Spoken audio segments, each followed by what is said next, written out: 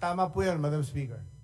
And that is alarming kasi nakita ko po sa presentation ng DICT na nasa 1,277 government agency systems ang hinuhost ng DICT sa cloud services. Pero sad to say, lahat ng cloud services na gamit ng DICT at public cloud, majority, wala sa Pilipinas ang data. So halos lahat ng government agencies natin, ang ginagamit natin public cloud, gaya ng Amazon, AWS, Google Cloud at Microsoft Azure Cloud.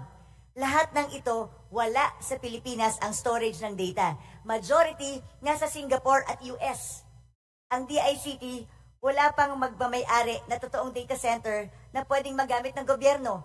Tama po ba ito? Tama po yan, Madam Speaker. Parang mukhang tayo lang yata sa Pilipinas ang gobyerno na walang pagmamay-ari na data center. Sa ibang bansa, mas importante ang records at datos na ito ng mga mamamayan.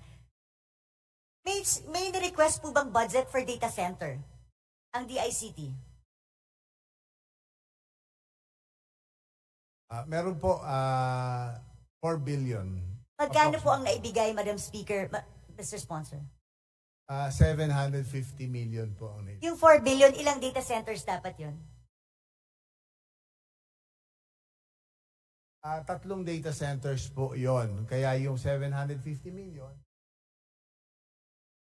kulang po sa isa. So, hindi po natin matatapos yung kahit isang data center. Were you able to explain this to DBM, Madam Speaker, Mr. Sponsor? Kasi I think it has to be put on record. Wala pong data center sa Pilipinas. Lahat ng data po natin nasa ibang bansa. Kawawa naman po ang data ng ating bansa if even our government records are not with us. So I would like to put on record na sana po, Mr. Sponsor, again, maibalik naman po sana natin yung 4 billion ba, pag binigay, magagawa ba ang data center? Yun muna, kasi yung absorptive capacity ng DICT ang problema na naman natin dito. Definitely, Madam Speaker, kaya po na maitayo yung 3 data centers with the amount requested, Madam Speaker. Hindi po tayo mapapahiya, Mr. Sponsor. I mean, this is important, yes. Pero kahit ibigay naman sa inyo, hindi nyo naman magamit, kawawa rin naman yung ibang ahensyang nangangailangan nito. So ano po ang makatotohanan na mai-implement na data center ng DICT? Para lang po alam ng ating mga kasama sa Kongreso.